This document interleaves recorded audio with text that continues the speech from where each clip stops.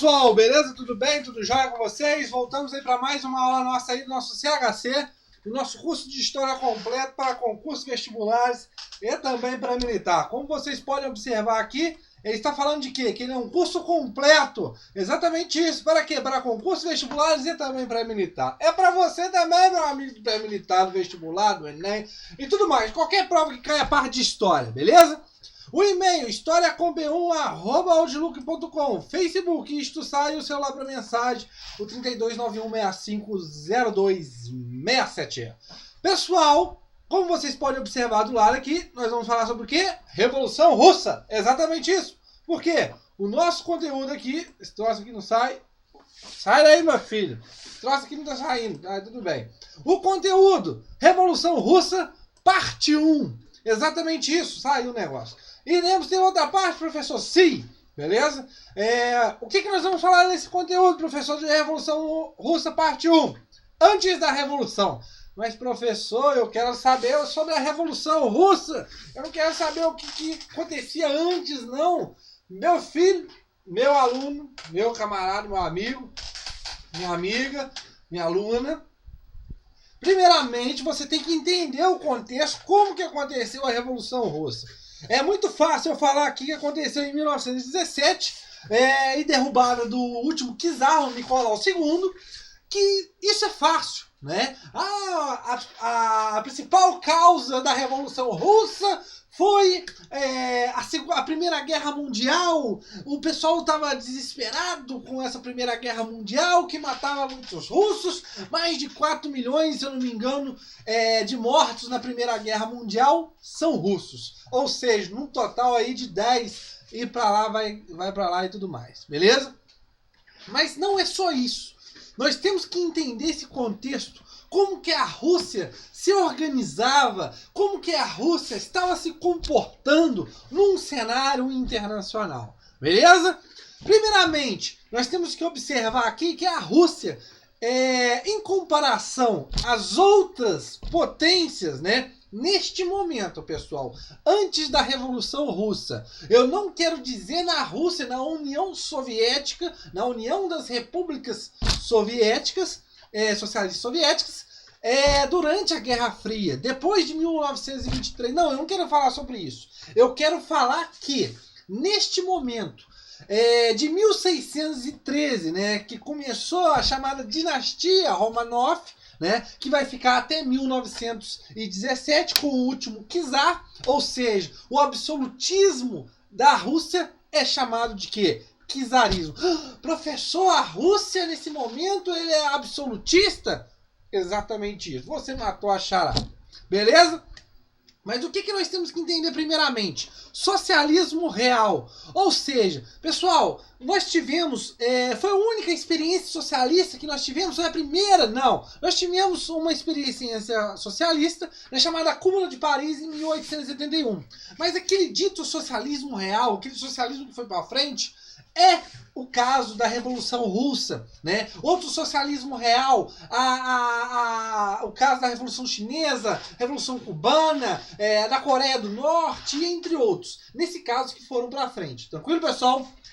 E o que nós observamos da Rússia neste momento, antes da Revolução? Porque eu estou falando aqui do período, eu estou delimitando um período, beleza? Porque o seu examinador pode cobrar isso e vai cobrar, beleza? Ele vai falar assim, antes do período da Revolução Russa aconteceu isso. Não, ele não vai falar isso. Mas ele vai falar uma das causas e consequências para a Revolução Russa. E vai estar um troço desse aí antes da Revolução. Beleza?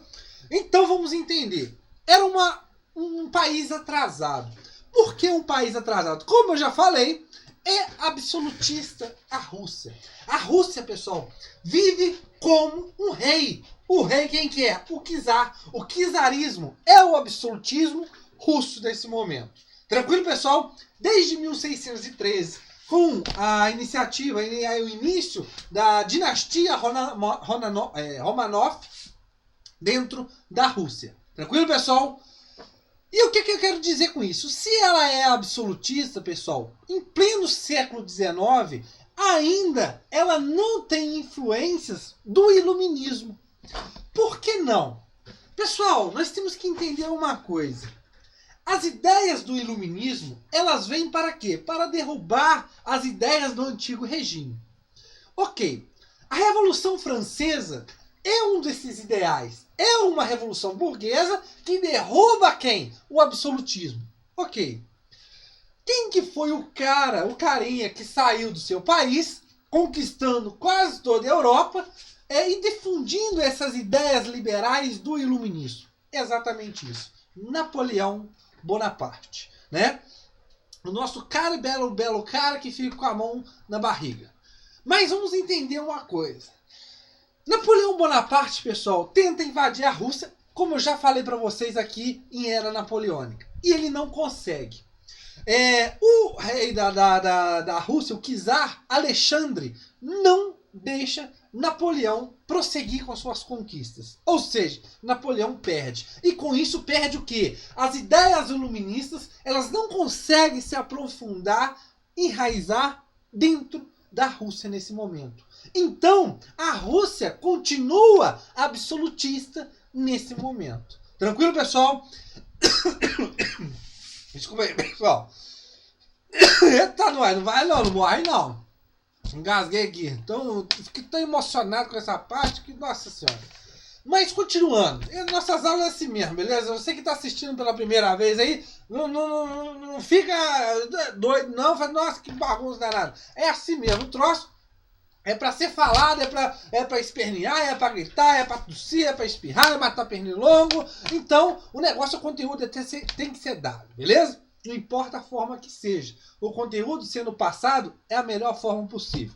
Beleza? Então vamos entender aqui.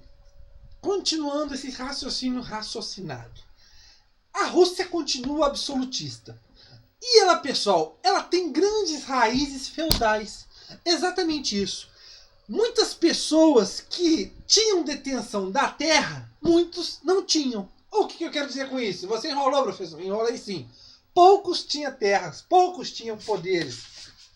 Ou seja, poucos tinham o privilégio dentro da Rússia nesse momento. Os chamados boiardos que nós vamos observar. Ou seja, era uma nobreza rural. Logo, se ela é uma nobreza rural, pessoal, uma das características da Rússia nesse momento é ela ser agroexportadora. Pessoal, um país agroexportador, ele é muito e ultra diferente de um país industrializado. Se comparando com a Alemanha, se comparando com a Inglaterra, se comparando com a França, com a Itália, que se unifica e tudo mais. Mas, agroexportador, a Rússia é nesse momento. Tranquilo, pessoal? Ou seja, nesse caso, pessoal, nós observamos o quê? Uma nobreza rural. E essa nobreza rural, pessoal, vai sustentar esse absolutismo dentro da Rússia. Por que eu sublinhei Revolução Burguesa? Revoluções burguesas, pessoal, como eu já falei para vocês, elas derrubam absolutismo. Se a Rússia desse momento ela é agroexportadora, tem uma nobreza, tem um rei nesse momento, ou seja, ela ainda não se passou por uma revolução burguesa. Beleza, pessoal? Diferente que nós vamos observar em 1917. Ok? Mas ainda não chegamos lá, estamos antes da revolução, professor. Exatamente isso. Então, pessoal, nós observamos o quê? Uma estrutura política, né? Uma sociedade muito ligada e muito próximo a resquícios feudais, pessoal. Ou seja, você observa ainda que o dinheiro, né, a detenção do poder é a posse das terras, né? Onde nesse caso você tem a minoria desse pessoal, que são os boiardos, ou seja, era a nobreza nesse caso rural. Junto com eles, você tinha um clero ortodoxo, tranquilo, pessoal? Militares aqui, os comandantes nesse caso. E esses três aqui formam quem? A aristocracia rural. Nesse caso, um absolutismo muito forte. E os mujiks? Os mujiks são quem? Os camponeses. Pessoal, em 1861 foi elaborado um estatuto de emancipação. Mas olha a carinha dos mujiks. A ideia era redistribuir essas terras para esses camponeses. Só que não aconteceu. Beleza, pessoal? Tranquilo? Os mujiks, nesse caso, são os camponeses que vivem na qualidade de servos. Eles trabalham muito, né? Eles não têm uma vida fácil. E, nesse caso, muitos ainda passam fome por causa dessa grande concentração de riqueza na mão de poucos. Beleza, pessoal? Desenvolvimento. Olha a carinha do cara, triste. Pessoal, aquela ideia de desenvolvimento que se passava nos estados modernos da Europa, você vai observar o quê? Que na Rússia não tinha aquele desenvolvimento que se destacava como outros países. Por quê? Se observarmos a partilha da África, né, a divisão dos outros territórios, no chamado neocolonialismo, no imperialismo, você vai observar que a Rússia quase não tem nenhuma possessão nesse caso. Não é porque ela não queria, é porque ela não tinha condições para ter. Ou seja, o seu desenvolvimento era muito pouco nesse momento. E muito tempo a Rússia estava ligada muito com a cultura oriental. Mas a partir com Pedro o Grande, de 1682 a 1725, ele tenta uma nova administração. Ou seja, ele começa a virar seus olhos para o Ocidente, tentar importar um pouco dessa modernidade, mas não tirando as ideias enraizadas do absolutismo. Tranquilo? Alexandre III, em 1881 até 1894, continua com esses investimentos estrangeiros, alemães, britânicos e tudo mais. Muito ligado, pessoal, como eu já falei aqui no vídeo de Primeira Guerra Mundial, você tinha bancos ingleses dentro da Rússia. E essa estreita relação com esses investimentos estrangeiros dentro da Rússia foi um dos casos também, como já falei, para a Rússia entrar ao lado da Inglaterra na Primeira Guerra Mundial. Beleza? E claro que vai ter repressões e essas oposições que ocorrerem durante esse reinado de Alexandre III. Beleza? Nicolau II, que vai ficar aí de 1894 até 1917, ou seja, o último czar. Nicolau II, pessoal, vai também continuar com esse investimento de capitais estrangeiros, só que a oposição ao absolutismo. Pessoal, a ideia de modernizar iria muito ao contrário à ideia do que o absolutismo era. Mesmo você tendo um desenvolvimento, uma indústria ainda pequena, tipo assim, não tem muita significado ainda dentro da Rússia, não tem aquela importância muito grande por ser um grande país e predominância, né, agroexportador, você vai observar que esse desenvolvimento ele é muito apático, é muito pequeno para a Rússia nesse momento. Ou seja, o absolutismo tem a sua influência muito e muito grande dentro dessa sociedade, dentro dessa organização política, administrativa e econômica da Rússia. Tranquilo, pessoal? E o que nós vamos observar? Em 1905, pessoal, nós temos o chamado ensaio geral. O que eu quero dizer com isso? Você pode observar isso porque, neste momento, em 1905, quase que o czar vê o seu trono indo para o beleléu. Quase que ele vê a sua garganta cortada pelo pessoal. Por quê? Quase que o czar bate nos pés fugindo da Rússia. Por quê? Por quê, professor? Por quê? Calma, vou responder os seus porquês. O ensaio geral de 1905. A guerra russo-japonesa que acontece de 1904 a 1905. A ideia, o objetivo era capturar, né, ter posse no território da China, chamado Manchúria, que era disputado também pelos japoneses. E o que acontece? A parte belicosa, né, a parte militar japonesa era muito superior à parte militar russa. O que eu quero dizer com isso? O equipamento.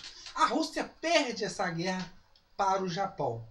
E pessoal, quando ela perde essa guerra, guerras geram gastos, geram custos. E nesse caso, você vê a Rússia, que já estava numa crise, né, uma desigualdade e tudo mais, enfrentando uma grande crise econômica. e também política. Por quê? A imagem do czar agora é contestada.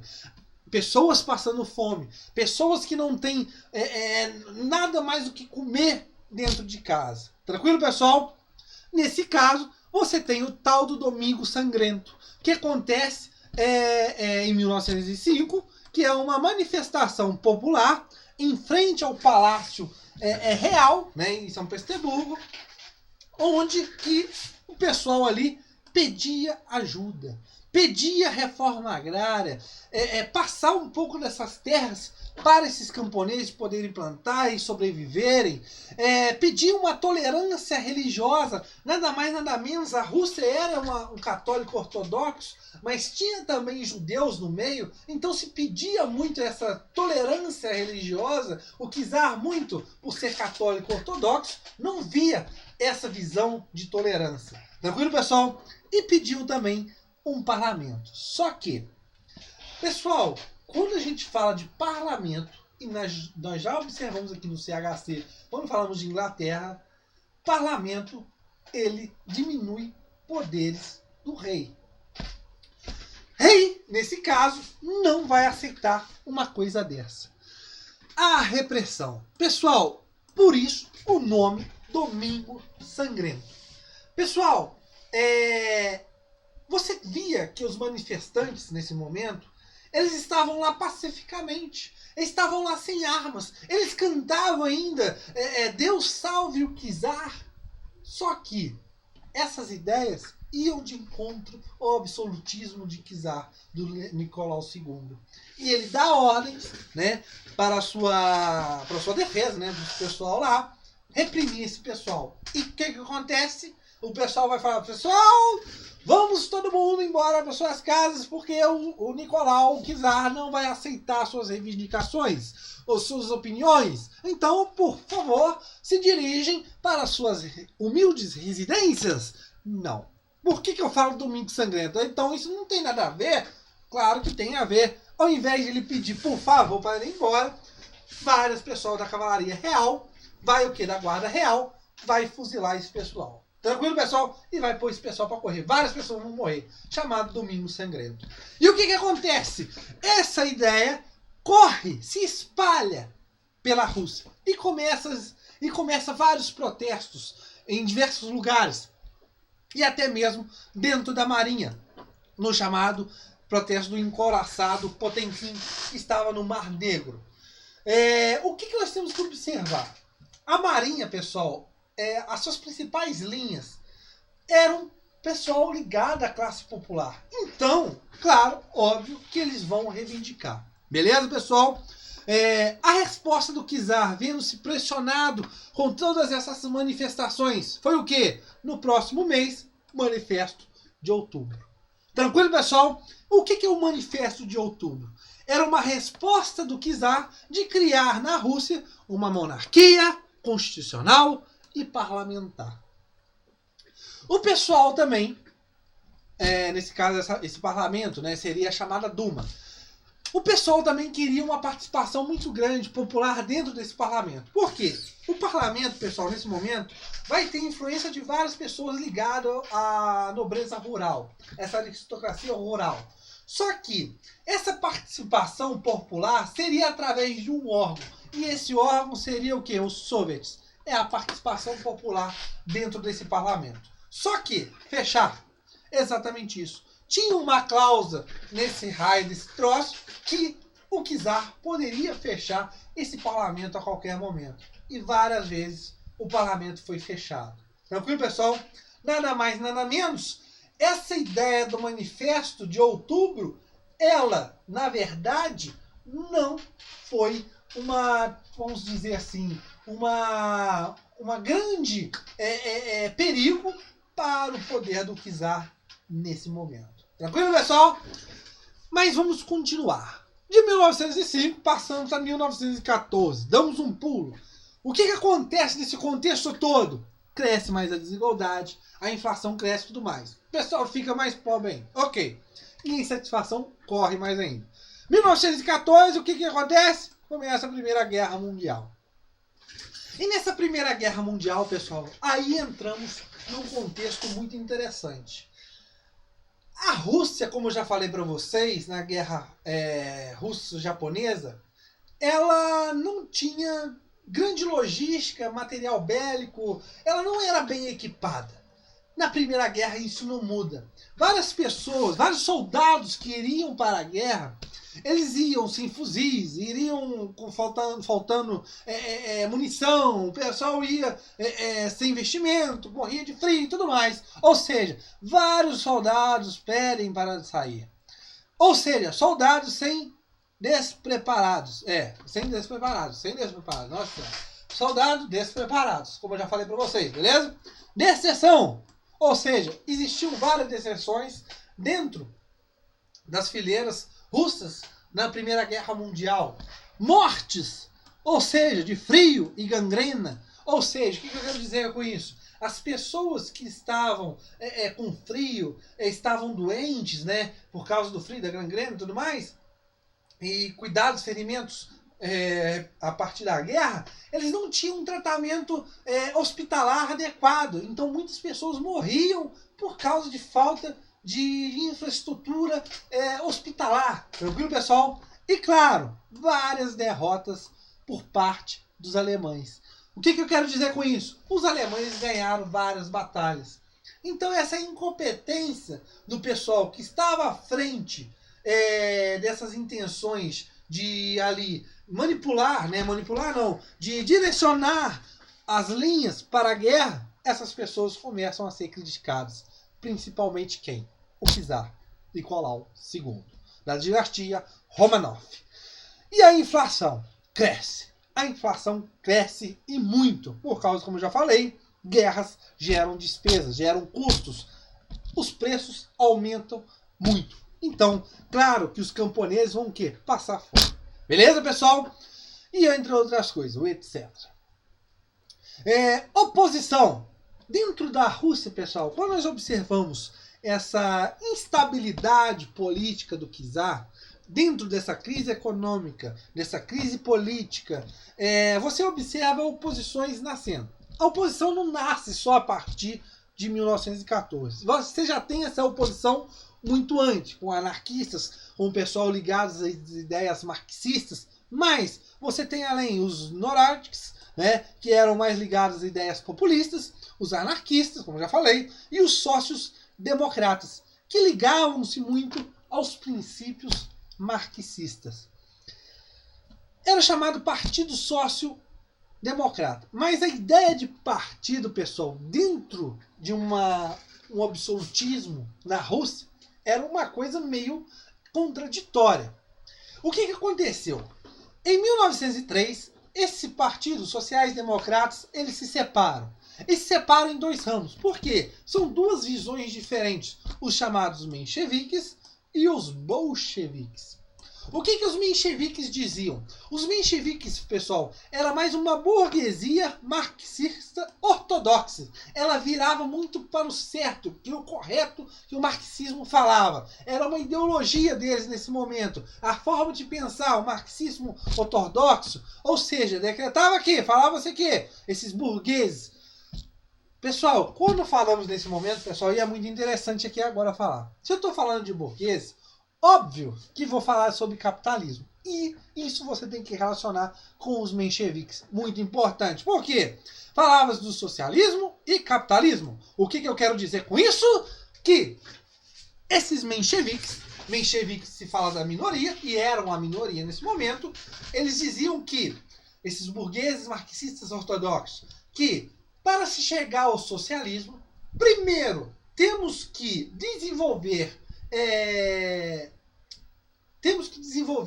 algumas porções capitalistas, temos que desenvolver algumas medidas capitalistas, desenvolver essas medidas capitalistas para depois chegarmos ao socialismo. Ou seja, qualquer coisa, o que eu quero dizer com isso? Que para chegar ao socialismo, temos que desenvolver práticas capitalistas. E quando essas práticas capitalistas estiverem desenvolvidas, aí sim passamos para o socialismo. Essa passagem para o socialismo, pessoal, era uma passagem que não tinha data marcada. Tranquilo, pessoal? E as ideias dos bolcheviques? Os bolcheviques, socialistas, pula capitalismo. Ou seja, os bolcheviques, pessoal, nesse caso, nós observamos uma ideia que, e já vou falar para vocês, é muito interessante, diferencia muito. Por quê? É uma ideia, é uma ideologia chamada leninista marxista. Ou seja, leninista está ligado às ideias de quem? Isso mesmo, de Lenin, que nós vamos observar mais na frente. Mas, o que dizia esse leninismo marxista dos bolcheviques, essa filosofia, essa ideologia, que, ao contrário dos mencheviques, você não precisava desenvolver, você não precisava passar por essa fase capitalista. Você poderia logo passar para o socialismo. Ou seja, se dizia que, naquele momento, aquela Rússia rural, aquela Rússia feudal, poderia logo pular para o socialismo. Tranquilo, pessoal? Então vão ser os dois principais opositores e os dois principais que vão lutar para o poder da Rússia nesse momento. Ok? Beleza? Tudo bem? Chegamos ao fim da nossa aula. Na nossa próxima aula, aí nós vamos entrar dentro de fato dessa Revolução Russa que acontece em 1917. Mas lembrando, em 1917 acontece duas revoluções. É mesmo, professor? Não é possível, eu já vi falar que isso acontece, a Revolução Bolchevique. Meu Deus, o que aconteceu? Aguarde e verá na nossa próxima aula sobre o quê? Revolução Russa. Valeu, pessoal, e um abraço.